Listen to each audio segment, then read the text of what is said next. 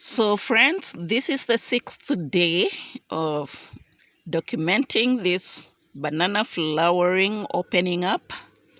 So today is the 6th day, and you can see from afar there is an exposure of a banana finger there. This green one is the bananas trying to show up. You can see that covering leaf there. This one here is folding up.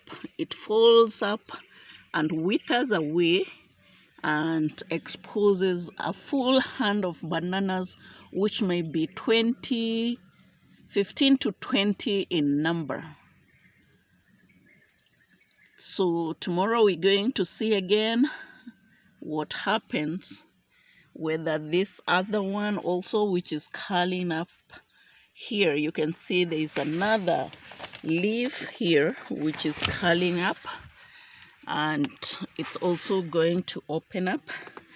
We still have our flag leaf here which has been left up there to expose the bananas. Thanks for watching today.